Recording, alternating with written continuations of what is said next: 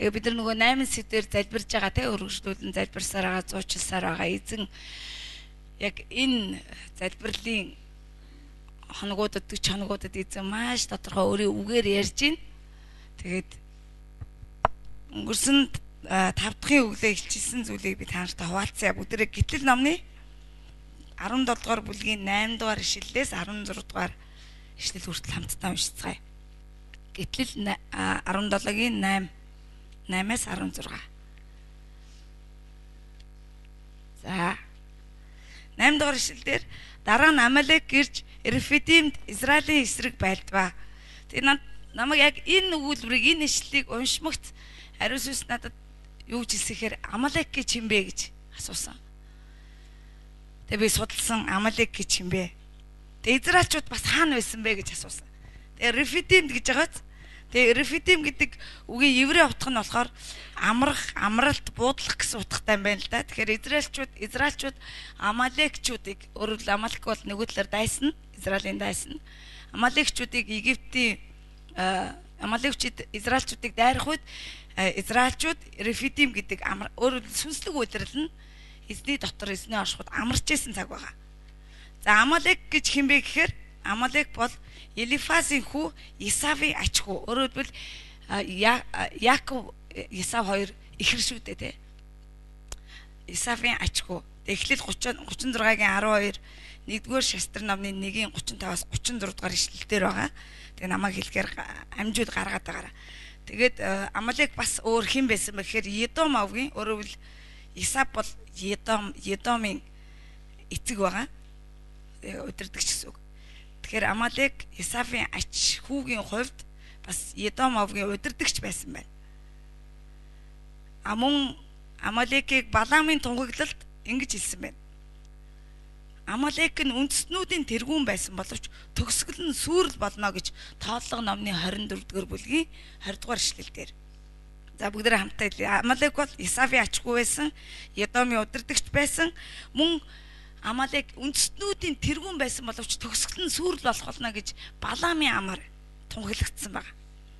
Тэгээ Амалек гэдэг нэрний еврей утга нь тэгээ би судалсан чинь яг л ариун сүнс маш тодорхой Амалек гэж хэн бэ гэж асуусан учраас тэгээ энэний дагуу судалсан байна. Амалек гэдэг нэрний утга еврей утга нь тийм үү? Амалек бас яг өнөөдөр бидний амьдралд та бидний амьдралд юуг төлөөлж байгаа юм бэ гэдгийг асуусан.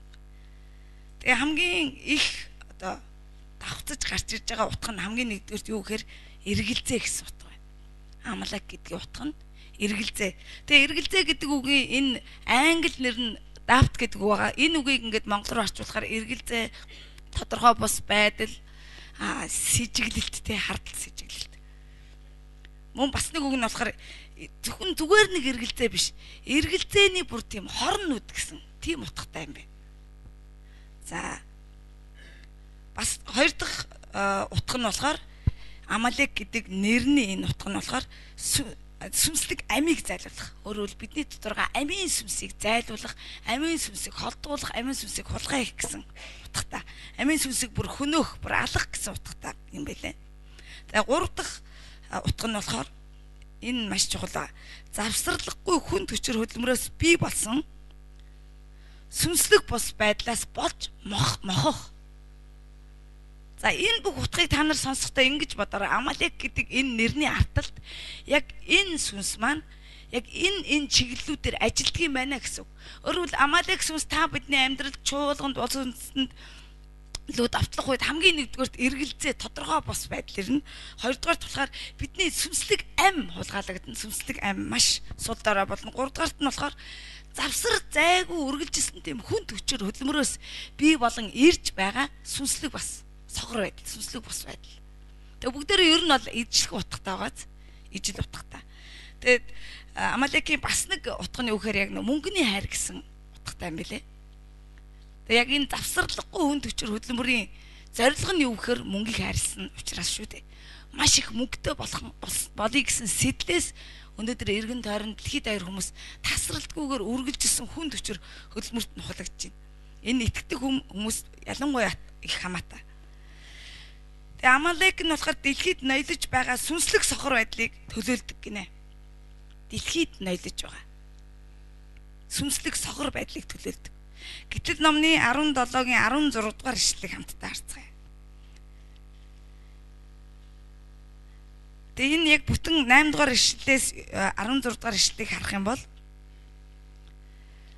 Амалек Израиль руу дайрсны дараа Мөсө толгодын дээр гараад гараа өргөөд Аарон хур хоёр талд нь зогсоод Мөсөг ядарч цуцах үед нь гарыг нь төссөн байгаа.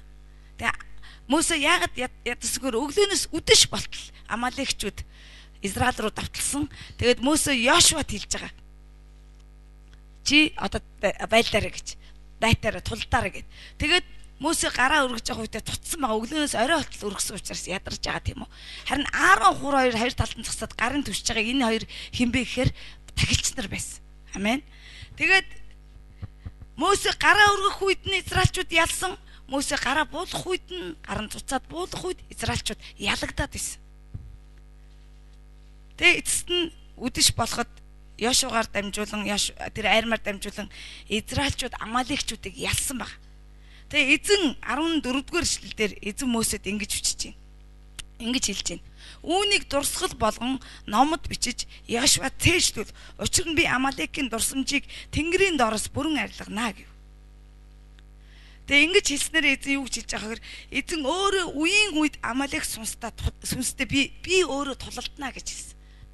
Тэгэд энэ судалж хайж байхад энэ Амалек сүнс маш тийм одоо өнөөдөр хүртэл эзэн ягаад үеийн үед гэж хэлсэн гэхээр бүх үеийн турш энэ Амалек сүнс эзний ард түмэн рүү дайрах болно гэдэг хэлж байгаа. Израильчууд өнөөдөр та биднийг бас төлөөлж байгаа. Израиль үндэстээ өөрөө бодитойроо байгаа. Бид нар Христ дотор яг Бурхны ард түмэн учраас Израиль Бурхны ард түмэн учраас тэгээ энэ Амалек сүнс бүр дэлхий дээгүүр маш хүчтэй нойрхдог учраас бас нэг утган дээр ингэж байгаа байхгүй бүр цэвэр бүр маш бузар сүнс гэж байгаа. Pure evil гэдэг. Маш бузар сүнс. Тэгээ эзэн энэ сүнстэй би үеийн үед тулалдах болно гэдэг. Тэг яг энэ сүнсний энэ утга санаанд гарч ирэхэд надад маш олон зүйл тодорхойлсон. Ер нь бол 2006 оноос хойш. Тэг ялангуяа сүүлийн 1 жил 2 жил ялангуяа сүүлийн 1 жил. Миний дотор ингээд шалтгаангүйгээр тодорхой бус байдлаар маш их ядралт, цуцалт, айдас, эргэлзээ маш их ирээдсэн. Тэгээд нөгөө хорн нүд гэсэн шүү дээ. Хорн нүд гэсэн тийм үү. Тэгээ энэ нь юу гэхээр яг нөгөө дотроос тэр эргэлзүүлж байгаа өөртөө итгэлгүй болгож эргэлзүүлж байгаа бурханд эргэлзүүлж байгаа энэ эргэлзээнүүд нь маш хорон байсан байхгүй. Бүр ингээд чи биш чи энд байх ёсгүй те чи нэг л биш байна. Тэгээд ерөөс өөрийгөө яг хөндлөнгөөс ямар нэгэн нүдээр хянаад байгаа тийм мэдрэмж надад бол маш тодорхой байсан. Тэгээ би бодохдоо өөрөө л ингээд ийн гэж бодож исэн. Харин сүүлийн 2-3 сар эзэн яг манай чуулганд миний эргэн тойронд байгаа хүмүүст илчилж гисэн л дээ. Яг надтай адилхан ийм айдас дотор, эргэлзээний дотор асар ялангуяа өөрөө хинбэ гэдгийг Христ дотор хинбэ эзэн яг намайг дуудсан дуудлага дотор би бас бат зогсож дуудлага хувь тавьдандаа хүрч чадахгүй би зөв хүн үү би тэ миний дотор цэвэр зүрх байна уугүй юу гэдэг дээр нэг талаас харахаар өөрийгөө шалгаад нэгжээд байгаа юм шиг боловч яг үнэндээ маш их тийм буруутгалын айдсын эргэлзээнээс сүнс ажиллаж байсан. Тэгээ энэ нь явсаар сүулдэ бүр ирээдүйдээ итгэх итгэлгүй үр хөөхтүүд хойч өөрийн хувь тавьдан дуудлага олон талбар руу нөлөөлж эхэлж байгааг харсан л да. Тэгээ сүулдэ ямар ч хүчгүй болж байсан. Тэгээ эндээс харах юм бол Йошуа Мөсө хэдийгээр өглөөнөөс үдэш тулалдаад гараа өргөхөд ядарч цуцах нь ойлгомжтой боловч яг үнэндээ бас энэ Амалек сүнсний нэг шинж тэмдэг нь юу гэхээр маш их шалтгаангүй ядрал цуцалт. Уг нь нэг хүн ядаргаар тийм хүнд хүчээр хөдөлмөр тасралтгүй юм хийгээгүй мөртлөөсөө ингээд дотроосоо ингээд цуцаад ядраад маш удаан энийг мэдэрсэн л дээ. Тэгээ нөгөөдгөр дид бол 25 дугаар бүлэг дээр 25-ын 18 дээр эзэн ингэж хэлсэн байна. Дид бол 25-ын 18 дээр. Египтээс гарч ирэхэд замд чинь Амалек чамд юу хийснийг санахтун.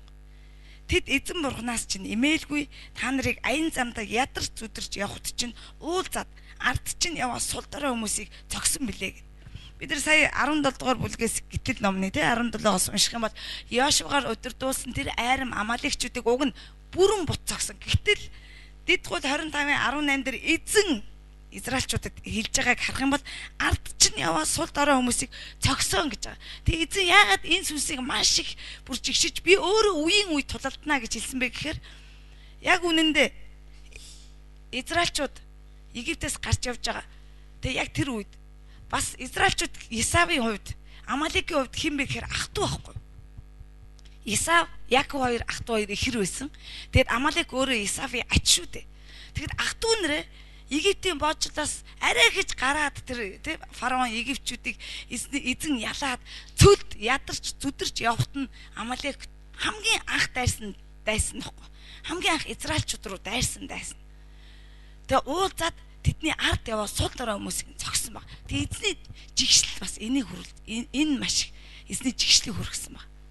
Өөрийн ах トゥ нэрээ тэг зүдэж ядарч явхад нь цөлд ингэж явж яхад нь тулалдаж байгаа.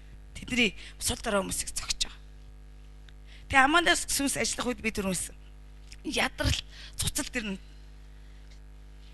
Тэгээд эхнээсээ бодъё те эргэлзээ тодорхой бус байдал айдсууд сүнслэг ам байхгүй болно. Тасралтгүй бид нар ингэ бодохдоо нэг завсралгүй хүч хөдөлмөр хийгээгүй гэж болдог. Гэтэл яг завсралгүй хөдөлмөрөөс бий болсон тэр сүнслэг бос байдал дэлхий дээр ноёрлохож байгаа сүнслэг сохор байдал. Өөрөөр хэлбэл энэ сүнс ажиллаж байгаагийн шинж тэмдэг нь таних шинж тэмдэг нь болохоор эдгээр зүйлүүдээр бид нар таньж болно гэдгийг. Тэгээ эргээд харсан чи яг л тийм зүйл миний амьдрал миний эргэн тойрон тэр байтугай Монгол чуулганд өнөөдөр шинэ оны 2 3 4-ний залбиралд залуу пастор шүү дээ тэр 30 гарсан залуу пастораар үйлчлээ дөнгөж 4 дахь жилдээ орж байгаа мөртлөөсөө тайзан дээр гарч ирээд би цаашаа явах хүчгүй болчлоо гэж хэлсэн. Тэгээ энэ юуг илэрхийлж байгаа гэхээр энэ сүнс яг ялангуяа өдөрдөгч болсон Мөсө болсон пастор болсон тэр Мөсөнөрийн тэр цуцаагаад ядраагаад цаашид явах хүчгүй болгож байгаа. Эзэнд үйлчилж байгаа хүмүүсийг бас эзэнд итгэж байгаа хүмүүсийн итгэлийнх нь амьдралыг тодорхой бус зориггүй эргэлзээтэй итгэлгүй болгож байгаа. Ийм шинж тэмдгүүдээр маш тодорхой ажилласан байна гэдгийг би эзэн над энэ хэлчлэх үед би ойлгосон. Тэгэд нөгөө Google руу ороод үзсэн чинь бүр ингээд Амалек сүнс гэж байгаа байхгүй. Маш тодорхой. Тэгээ би өглөө 5 дахь өглөө үүрээр эзэн над энийг хэлчлэх үед надад маш богинохон цаг байсан учраас би эхний хэсгүүдийг олж аваад хальт мэт олж аваад энэ дээрээ хуваалцаад хамтдаа тулалдсан. Тэгэд яг хамтдаа залбирж байхад миний амнаас Амалек сүнс гэдэг үг гарсан л та. Тэгээ би гэртээ очиод тэр өдөр өглөөнөөс авлаа орой хот энэ сүнсний талаар судлах үед бурхны хүмүүс ямар илчлэл ямар ойлголт яаж тулалдаж яаж ялтыг авсныг судалж авах үед яг энэ Амалек сүнс гэж бичсэн таа. Тэгээ хоёрдугаарт нь энэ зүйлийг судалж байхдаа би одоо болтол өнөөдөр болтол дахин яг энэ нөгөө тулаан ирж байгааг мэдэрсэн л дээ бүр ингээд энийг бэлдэж байхдаа би бүр ингээд ядраад хэд дахин цуцаад хэд дахин эхлээд тэгээ бодрому сүнс энийг мэдээж энэ Амалек сүнс үүнийг илчилж гаргаж ирээсэ гэж хүсэхгүй байгаа. Тэгээ энэ биднээсийг шалтгаангүйгээр ядраад цуцааж шалтгаангүйгээр бидний өмнө тасралтгүй эргэлзээ айдсыг те тодорхой бус байдлыг өгж тэгээ сүнслэг амийн маань хулгай хийж тэгээ ингэсний эцэст яг нөө дидвэл 25 дээр байгаа шиг сул дараа сүнсээрээ сул дараа болох үед тэр Амалек сүнс яах вэ гэхээр цогч байгаа. Тэгээ Амалек сүнсний бас нэг утга нь юу гэхээр өөрийгөө дэлхийд худалдсан гэдэг утгатай юм байл л дээ. Тэгэхээр нөө бурхны хүмүүсийг дэлхий рүү уруулах зорилготой байд юм. Тэгээ тийм учраас бурхан энэ сүнсийг үнэхээр би үеийн үед энэ Амалекчуудтай би тулдах болно гэж хэлж байгаа. Тэгээ энэ сүнсний талаар маш олон хүмүүс бас илчлэл авсан байт юм байлээ. Тэгээ энэ зүйлийг өнөөдөр та бүхэндээ хуваалцъя гэж бас өчигдөр би бас 2 пастортай хуваалцсан. Тэгээд үнэхээр эзэн энэ зүйлийг бүр ингээд дотроосоо эзэн үнийг жигшиж байгааг бас мэдэрсэн. Тэгээд Мөсө энэ Амалекчууд ирэх үед яаж яг тулаанд ялалтыг авсан мэхээр Мөсө гараа өргөж багт. Амен. Мөсө гараа өргөж багт. Бүгдээ 10 дугаар ишлээс Гэтэл номны 17-гийн 10-аас үзье. Мөсегийн хийсэн ёсоор Йошуа үүлдэж Амалекийн эсрэг байлдав. Мосе Аарон хур нар толгодын орой дээр гарлаа. Мосе гараа өргөхөд Израиль ялж буулгахад Амалек ялж байв гэж байгаа. Тэгэхээр Мосе гэж юм бэ? Мосе бол ард түмний удирдагч байсан. Тэгвэл өнөөдөр Мосе бол чуулганы пасторууд гэсэн. Чуулган удирдах байгаа эзнэр тослогдсон, томилогдсон пасторууд гэсэн. Тэгээд тэр пастор хүн тулаанд ороог байгаас Йошуа орсон байна. Тэгээд Йошуа энийг төлөвлөд гэхээр дараа үеийг төлөвлөдөг. Өнөөдөр чуулганд, Есүсийн ханчил чуулганд, Монгол чуулганд, дэлхийд дайрах чуулганд яг энэ Амалик сүнсний эсрэг тулалдах Йошуагийн босч ирэхин төлөө бид залбирах хэрэгтэй. Амен. Нөгөө түгээр бид нар яг Монгол чуулганд Есүсийн анчил чуулган, дэлхийд дайрах чуулгануудын мөөсөнөр өөрөлд пасторууд сүнс дотроо эзэнд гараа өргөж залбирахад цуцсан байна уу, цуцаагүй байна уу гэдгийг харах юм бол яг үүндээ сүнслэг цуцалт. Энэ Амалик сүнсэнд ингээд ядарсан байгаа тэр зүйл Монголд бол харагдаж байна л да, пасторудаас харахад. Харин хин хажууд нь нэсэн бэ? Аарон хур хоёр байсан. Аарон хур хоёр бол тахилчид. Нэгдүгээр бид нар 2:9 дээр та нар бол сонгогдсон угсаа хаан тахилчид гэсэн. Тэгэхээр өнөөдөр та бид нар бүгдээрээ шинэ гэрээний үед бол хаант тахилч нар. Тэгээ энэ юуг илэрхийлж байгаа бид Амалик сүнсийг ялахын тулд Мөсегийн гарыг өргөх тэр бүх тахилч нар. Өөрөөр ариун хүмүүс бүгдээрээ тахилчийн тэр байр суурин дээр гарц зогсож удирдагчийн гарыг түших ёстой. Тэгээ түших гэдэг үгийг еврей утгаас нь бас ингээ харсан чинь итгэл гэдэг үг юм байл. Итгэл. Амен. Итгэл. Тэгэхээр зүгээр нэг гар түших тухай биш байгаа юм. Итгэлээрээ яг хамтдаа удирдагчтайгаа пастортайгаа хамт нэг игнээ зогсоод хамт тулдах, хамт зогсох, хамт яг гарын өргөж ялтыг авах тэр итгэлийн хүмүүсийг босч ирэхин төлөө бид залбирах хэрэгтэй байна. Амен. Тэг Мөсө зөвхөн залбирны гараа өргөн харин түүний гарыг түших итгэлтэй бид нар итгэлтэй байх хэрэгтэй. Итгэл гэж юу вэ гэдгийг бодороо тунгаагаараа Библиэлд юу байгаа вэ? Библиэлд итгэлтэй байдлыг хоол үнсээ болгох гэсэн. Өнөөдөр бид нар тулаанд орж ийн 40 хоног ингээд залбирч ийн маш олон зүйлийн төлөө залбирч байгаа. Эзэн маш их зүйлүүдийг илчилж ийн гэсэн. Яг ингээд үгээр бүр нэг бүрчлэн дагуулж ийн. Тэгээ энэ зүйлийг хэрвээ таны дотор орж мэдрэхгүй байгавал та яг одоо энэ Израильчууд цөлөөс гараа явж хахад та сүргийн хойно яваа сул дорой нэг нь байна л гэсэн үг шүү. Тийм шүү. Эзэн минь та намайг сүрг дотор нь оруулаач. Яг хонин сүрэг дотор нь дунд нь байлгаж тэр сул дорой байгаад Амалик сүнсэнд цогуулаад сүнсний амиа, сүнслэг амийг тийм үү цаашлаад итгэлээ авралаа алдах тэр аюулаас аварч өгөөч, хамгаалж өгөөч, ангижруулж өгөөч гэж залбираарай. Амен. Тэгээд та нарт ямар нэг зүйл илчлэгдэж гинөө? Түрүү надад тохиолж ирсэн, надад байсан мэдрэмжүүд та нарын амьдралд өнгөрсөн жил тэрний өмнөх жилүүд байсан уу? Итгэлийнхаа хувьд өөрөө Христ дотор хинбэ гэдгийн хувьд эзэн таныг дуудсан дуудлага, эзэн хоёрын харилцаан дээр харилцаа тий? Эзэн танд өгсөн хувь тавилан дуудлага өөрийгөө шалтгаангүйгээр сэжиглэх, хардах. Тэгээ бас шалтгаангүйгээр цуцаж ядраад байгаа. Өмнө нь бол энээс их ачаалттай байхдаа тэгж ядардггүй мөртлөөс бараг ядрах зүйл байхгүй байхад ингээд цуцаа дотроос ингээд цуцаад идэг. Ядраад идэг. Тэгээ энэ зүйл бол Амалик сүнс Израильчууд руу яг цөлд тааралдаад тулалдсан шиг өнөөдөр ариун хүмүүс рүү чуулган руу өнөөдөр ч гэсэн тулаана өнөөдөр ч гэсэн дайж өнөөдөр ч гэсэн та бидний лөө дайрч байгаамаа гэдгийг эзэлчихсэн. Өнөөдөр чуулганууд яагаад сул дорой бүхэс шалтгаангүй тодорхой бус байдал дотор цуцаж ядраа цаашаа яагаа мэдэхгүй хаашаа явахаа мэдэхгүй ингэж байгаа. Тэгээ энэ зүйл Амалик сүнс юм аа гэж эзэлсэн. Тэгээ эзэн үеийн үед тулалдна гэсэн.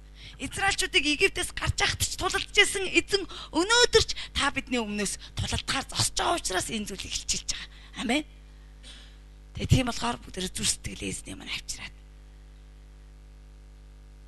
Тэгээ энэ сүнсний эсрэг бид яаж тулцсан? Мөсө гараа өрөхөд ялсан. Мөсө гараа буусахад ялагдсан. Дараа уйлах Йошуа гэдэг л залуу хүүхдүүдийн тухай биш шүү дээ. Биологийн насны тухай биш. Яг энэ цаг үед та бид нар энэ цагт байгаа бол та бид нар бүгдээрээ Йошуа гэсэн үг. Тэгэхээр та өнөөдөр чуулганд таны амьдралд ирж байгаа энэ бузар муу сүнсний харахуй хүчний эсрэг тулалдахад бэлэн байна. Шинэ гэрээн дээр хэрхэн яаж юуны төлөө юуны эсрэг яаж тулдах вэ гэдгийг эзэн бидэнд маш тодорхой хэлсэн. Эфес номноос авахлаа. Тэгээ бүгдээрээ санацгай эргээд бидний тулааны зэвсэг юу лээ? Өнөөдөр эзэн шинэ гэрээнд бидэнд юу өгсөн байгаа вэ? Өнөөдөр би пастор ахлагч чуулгантайгаа хамт итгэл дотор босод зогсоод тулалдахад бэлэн байна. Бас тулалдаж байна. Би тулаан дээр өөрийн зүрстгэл бод санаа өөрөө л залбирал дээр тий. Залбирч эзний нүрийг эрэлхийлж энэ газар нутаг таны гэр бүл эргэн тойронд минь эзний хаанчлал шударга яс ирж бузар муу устгагдж тэр бүгд үнэхээр ялагдаж эзэн энэ газар өөрийн хаанчлалыг өөрийн гэрлийг авчраасаа гэдгийн төлөө та зогсож байгаа юу? Амен. Тэг би яг одоо ингэ залбирах гэсэн нэг л илүү би нөө пастор ялангуяа нэмж хуваалцаад тэгээд залбирвал зүгээр юм уу гэж бодогдоод байна надад. Яг одоо шууд тэгэхээр та нарын зүрстгэл энэ зүйлийг их том зургаар нь бүтэн арай хараг байгаа юм шиг санагдаад байна. Харин өглөөний залбиралд явж байгаа зуршин залбирагчд болон 40 хоногт явж байгаа хүмүүс энэ зүйлийг шууд авсан л да би хальт хуваалцахад л. Тэгээд та нарын заримд нь энэ зүйл нь ерөөсөө ингээд орж өгөхгүй байгааг би мэдрээд байна. Тийм учраас би пасторыг үргэлжлүүлэн энэ зүйл дээр хуваалцаж өгөөч гэж.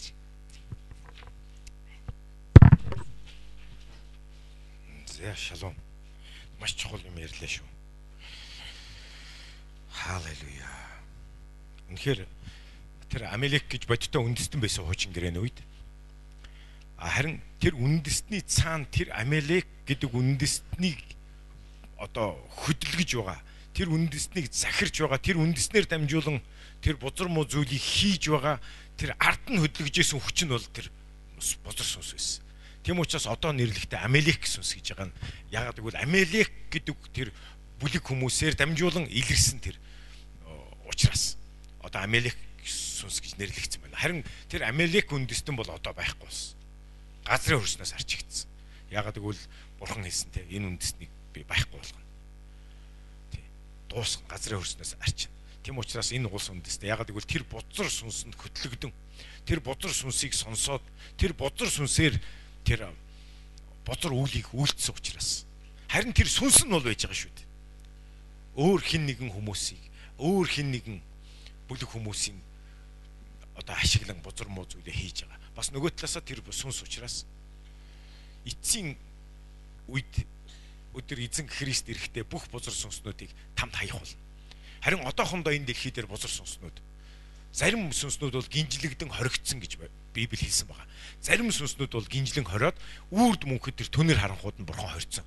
Хэрвээ тэр олон сүнснүүд бүгд байсан бол энэ дэлхийн ертөнц бол үнэхээр аимшигтай болох байсан байх л та. Бид нар бол сүрүүлэгдэх байсан баг. Тийм учраас эзэн зарим сүнснүүдийг бол аль хэдийн гинжлэн хорьсон гэдгийг Юда номонд хэлдэг л дээ. Харин зарим сүнснүүд одоо хүртэл бузар маа ажиллаа хийж байна. Тийм учраас л бид нар хот улс үндэстэн өөрсдийнхээ амьдралыг харах юм бол муу ерийн сүнс тэр бузар сүнс ямар нэгэн гэр бүл ямар нэгэн улс үндэстэнд лөө очин бузар маа ажиллаа хийгээд байна. Ямар нэгэн гэр бүл ноёрхсон байна. Өвчний сүнс. Эсвэл ямар нэгэн гэр бүл салалт тэр өргүүдэл тэр завхаарлын сүнс тэр архитектийн бузар сүнс энэ бүхний цаана бузар сүнснүүд ажиллаа хийж байдаг.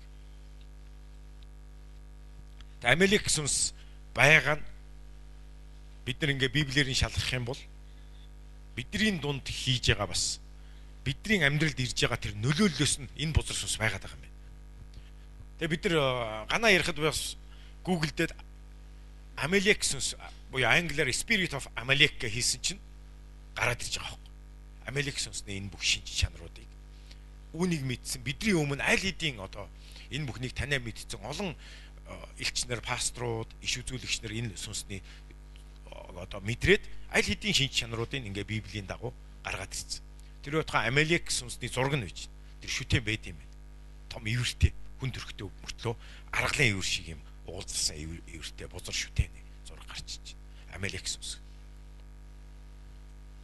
Тэр ганагийн сая хэлсэнчлэн бидний амьдралд сэтгэлд ингэж довтлогдож байгаа зүйлээс харах юм бол биднийг цуцааж байгаа, ядрааж байгаа, биднийг маш их эмх зэгцгүй эргэлзүүлж төөрөгдүүлж байгаа. Эсвэл биднийг асар их хүнд хүчээр одоо хөдөлмөрөөр ердөөсө бурхнаач мартчихсан тий зүгээр л мөнгөний төлөө мөнгөний машин шиг ажиллаулж байгаа.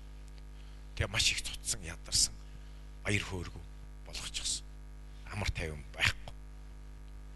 Тэр итгэл байхгүй болцсон. Тэгээ Амелек одоо тэр үндэстэн сая ганагийн хэлсэнчлэн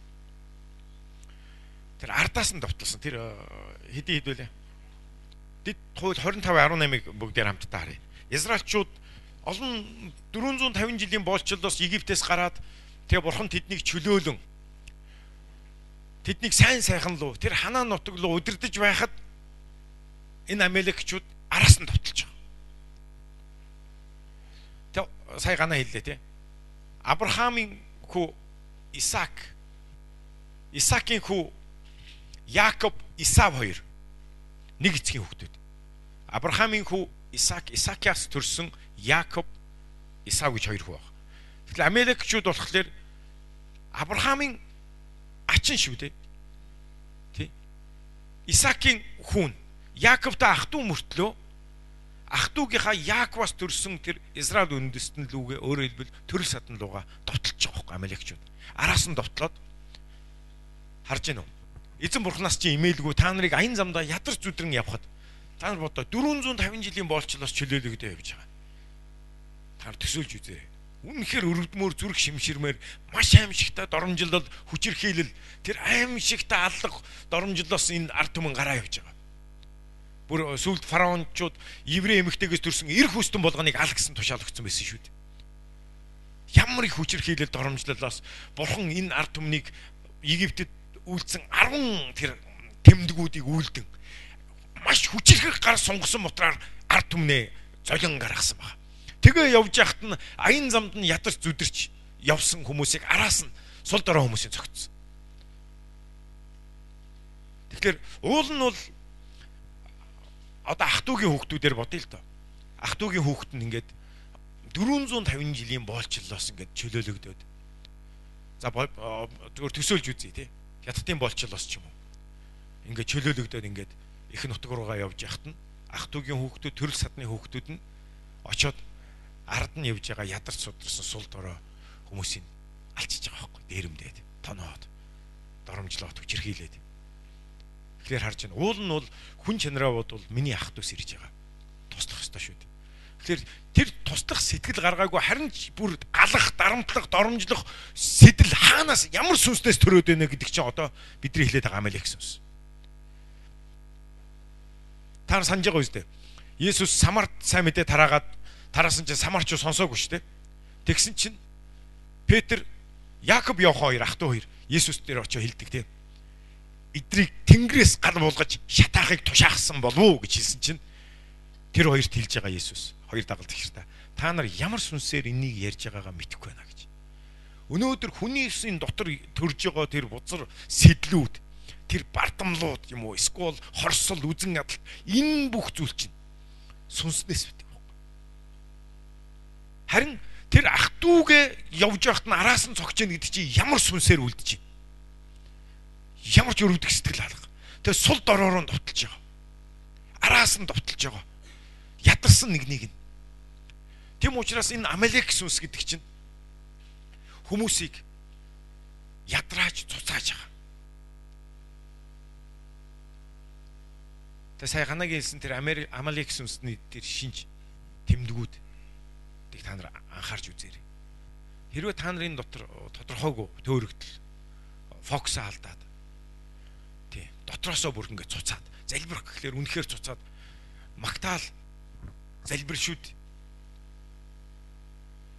Мосе хоёр гараа эзэн дөргсөн.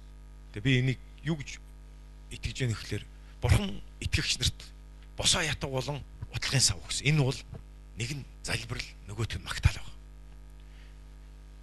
Бид нар бурхан руу хандан зоошлон залбиран гараас тэнгэр үз өргөн магтан бас залбирах үед үнэхээр бурхан биднийг сонсдог, бидний амьдралд тэр залбирч байгаа нэгний амьдралд үнэхээр гайхамшигтай ялалт ирдэг.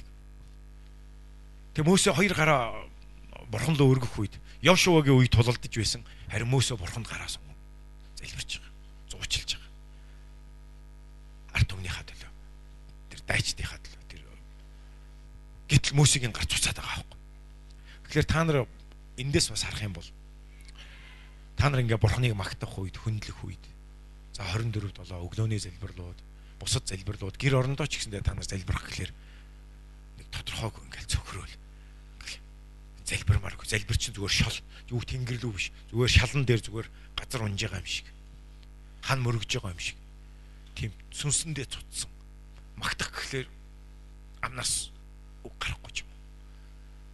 Бүр магтмааргүй, бүр эсрэгээр бүр эргэлзээ, бүр бурханд бүр тэрслэх, тий? Бүр энэ Христ итгэх энэ итгэлдээ хүртэл бүр сөхөрч гисэн ийм зүйл мэдрэж байгаа бол энэ Амелек сүнс. Таныг сөхрөөж. Тэгээ Мөсегийн гар сулдж байсан. А тэр үед Аарон хуур тахилч нар зогсож гарын түшижсэн. Тэгээ сая түших гэдэг дээр сонслоо тий. Түших гэдэг үг еврей утгаараа итгэх гэсэн үг. залбирахтаа итэг, магтаалд итэг. Үнэхээр залбиралд өөрсдийгөө зориул. Итгэлтэйгээр залбир, итгэлгүйгээр биш. Босоод залбир. Амен. Нөгөө талаасаа бид нэр удирдагч нартаа, сүнслэг удирдагч нартай итэг. Итгэх ёстой. Итгэхгүй бол яаж хамт гарын нүргэн зогсож чадах вэ? Яаж хамт тулдаж чадах вэ? Тийм учраас Амелек сүнслэг удирдагч нарт бас энэ бузар сүнслэг удирдагч нарт итгэх итгэлийг чинь алга болгохыг оролдог. Юу? Сүнслэг удирдагч бүр таныг бурханд итгэх итгэлийг чинь олгаалдаг.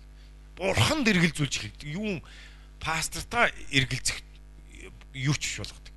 Бурханд эргэлзүүлж хэлдэг. Христ итгэх итгэлдээ чуулгандаа эргэлзэх хэрэгэлзээ. Тийм учраас үргэлжлүүлэн тахилчийн байр суурин дээрээ зогсоо залбирах энэ маш чухал. Халелуя. Тэг бүгдээр хэсэг хугацаанд эзэн ариун сүнс юу хэлж байгааг тунгаан бодоод ухаарцгаая. Үннийг ойлголцгоо. Юу болоод байгааг бас ухааран би яах ёстойгоо бүгдээрээ бурхнаас асуу. Шийдвэр гаргацгаая. Залбирцгаая. Үргэлжлүүлээд. Тэр зөвхрөл таныг зөвхрөөгөөд байгаа. Таныг бурхнаас холдуулж бурханд эргэлзэхэд хүргэж байгаа. Сүнслэг удирдагчартаа эргэлзэхэд хүргэж байгаа. Бозор сүнс зай. Амелек сүнсийг хүлж Есүсийн нэрээр. Есүсийн нэрээр хийгээрэй. Бурхны хүүгийн нэрээр бидний тэргүүн тахилж, тэнгэрдэг тэргүүн тахилж Йешуа тэр ялсан юм. Йешуа сатаныг ялсан. Йешуа ертөнцийг ялсан. Энэ дэлхийг ялсан юм. Тэр үхлээрээ захирагчид болон эрх баригчдыг үхлээрээ устгасан. Зэвсэггүй болгосон. Есүс бол агуу. Бидэнд өгөгдсөн агуу эрхэм дээд төгснөр. Есүсийн нэрээр, Есүсийн нэрээр гэж хэл. Есүсийн нэрээр. Халелуя. Бүх эргэлзээ, бүх айдас, бүх бузар төгрөл рүү ханж байгаа хэл. Зайл сатана. Есүсийн нэрээр. Есүсийн нэрээр. Халелуя Есүс. Амен. За эзэн тэгээд бузар муу сүнсний залмихүүдийг улам илүү илчилж өгч जैन те. Үнэхээр тэгээ ганагчийг хуваалцсангууд амар танил сүнс сонсогдтыг. Хөөх нэрийг л мэдэхгүй, нэрлэж мэдэхгүй байснаас ерөөсөө бидний дунд байдаг те. Яг л тэр нөгөө зүйл байгаа аахгүй юу? Тэгээ зарим нь юун сүрхий их сүнс яриад байна гэж бодож магадгүй. Яг нарагийн сая хэлсэн чинь Есүс хүртэл тэгжсэн. Чи ямар сүнснээс яриад байна? Петр тус тэгсэн шүү дээ.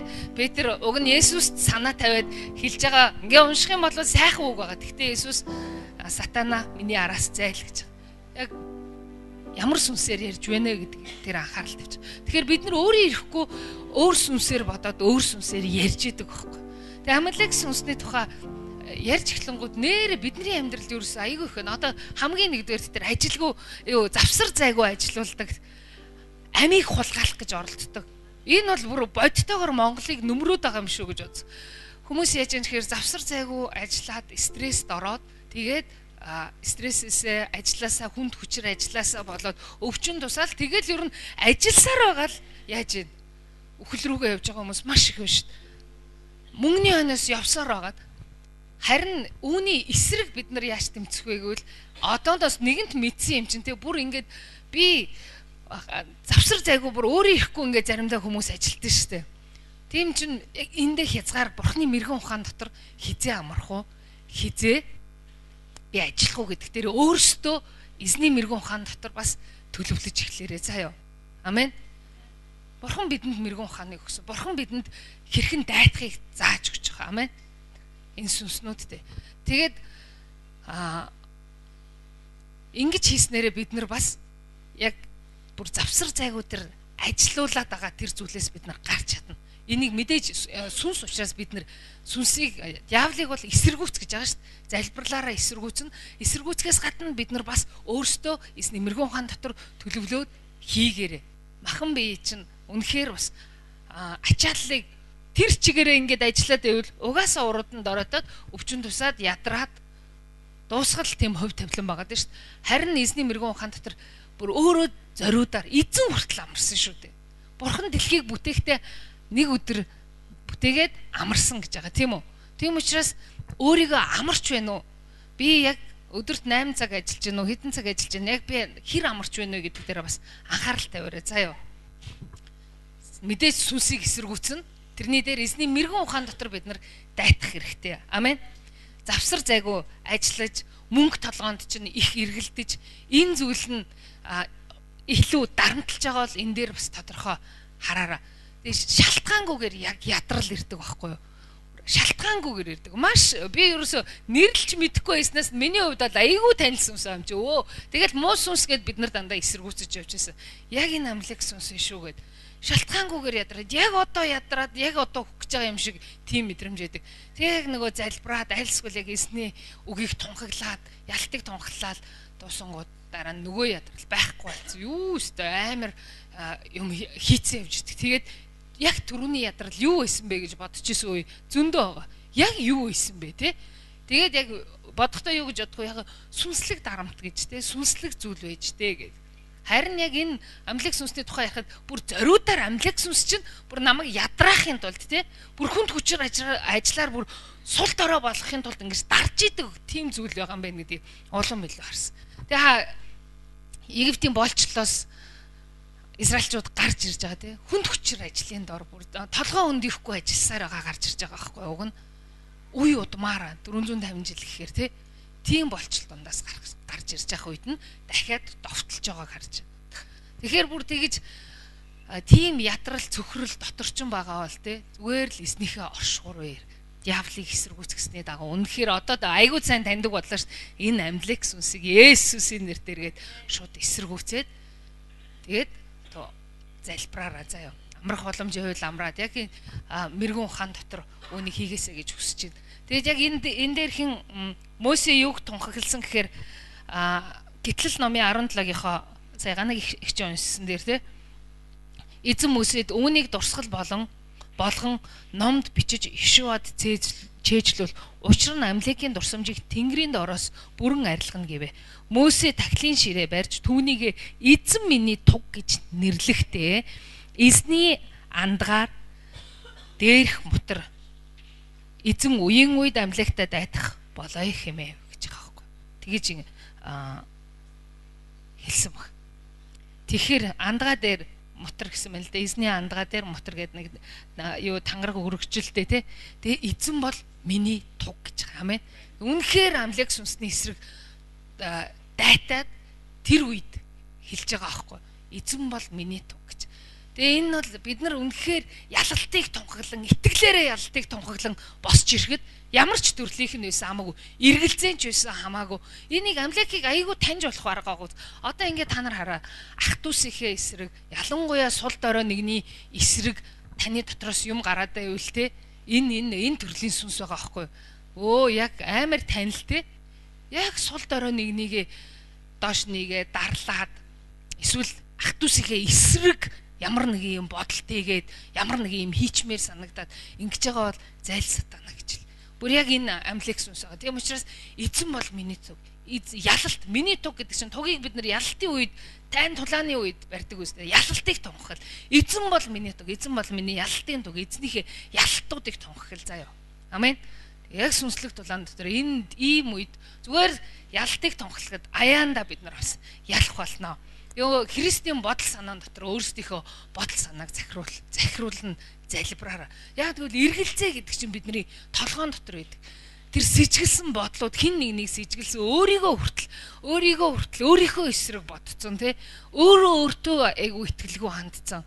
Тэгээ тэр итгэлгүй байдал нь бурханд хандах хандлаганд нь бас нөлөөлсөн байна гэж байгаа тий. Сая ярьсны дагуу. Яг ийм зүйлүүд чинь таны оюун бодол, оюун санаан дотор болж зүрх сэтгэл дотор байгаа учраас болж байгаа тулаан учраас энэ бүгдийг өөрийнхөө толгоогоо барьж агаад бүр залбирсан ч болно шүү дээ.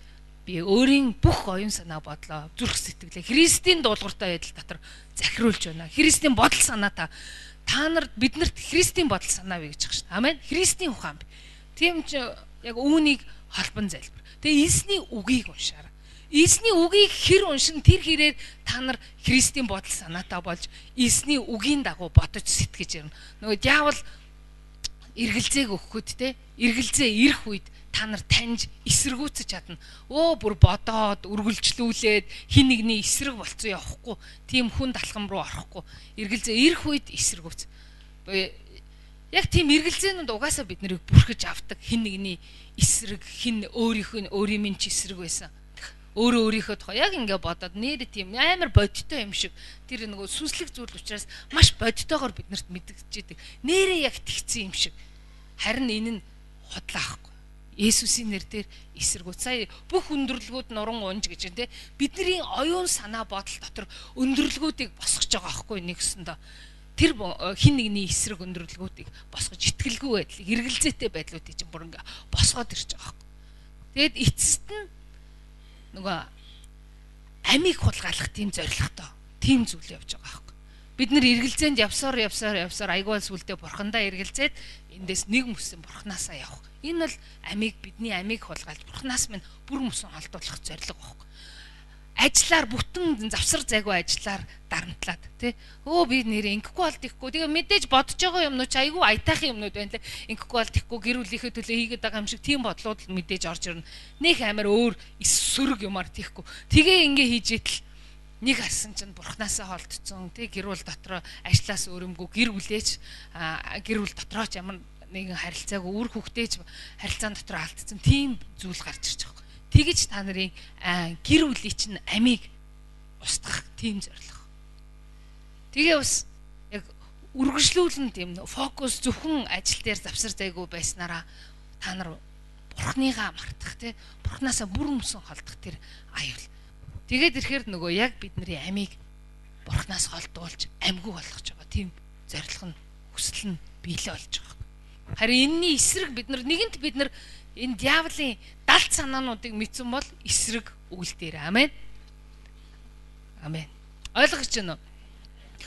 Маш энгийн байгаа шүү дээ. Бид нар үнэхээр та нар бодож санаж ярьж байхад чинь диавол ингэж нөлөөлж үйдгийг тий биднийг удирдахыг оролдож захирахыг оролдож байдгийг санах хэрэгтэй. Би лав моёрын сүнсэнд нэг хөтлүүлдэггүй гэж бодох хэрэггүй. Моёрын сүнс тэгдэггүй. Эзний элчнэр Есүстэй хамт исэн дагалдагч нар гэж аахгүй. Тэр байтугай Петр бол Есүсийг загалмаа дээр цовдлогдсон гэсэн чинь бүр ингээд Есүсийгээ харьлаад энэ зүйл танаас хол гэж аахгүй. Айгүй гоё мэлж байгаа хүнийхээ хувьд. Тэгтэл Есүс бол ямар зорилгын дагуу ирсэн билээ те. Зайлсатана гэж. Миний араас зайлсатана гэж байгаа аахгүй. Тэгэхээр бид нар өөрийн мэдлгүй л сайн зүйл ярьж исэн ч муу сүнсээр ярьж явах аюул нүүрлж байгаа аахгүй. Эзний зорилгын эсрэг хамгийн гол нь. Гэр бүлийнхээ төлөө ингээл ажиллаж ийн ажиллах муу биш сайн. Тэгтээ амралт авахгүйгээр те гэр бүлдээ цаг гаргахгүйгээр гэр бүлээ золиослон өөрийгөө золиослон ингэж ажиллах чинь харин муу байхгүй. Энэ бол яг нөгөө сүнслэг хүчин давтаад тэр хүч чамайг хүчээр хийлгэж байгаа та яг л адилхан зүйл. Тэгэхээр ажлын цаг дуусгаж сур те гэр бүлдээ цагийг гаргаж сур бурханд гаргах цагаа зориудаар гаргаж сур те ингэснээрээ бид нар үнэхээр сайхан болох болно. Энэ сүнсний эсрэг бид нар яг ингэж тэмцэн тулалд нь нөгөө талаасаа яг энэ сүнсний нөлөө таны амьдрал байхгүй болоод ирэхээр айгүй амар болно. Амен. Гэр бүл чинь барьж байгуулагдана. Өөрөө Христ дотор улам илүү бурхантай харилцаан дотор барьж байгуулагдана. Амен.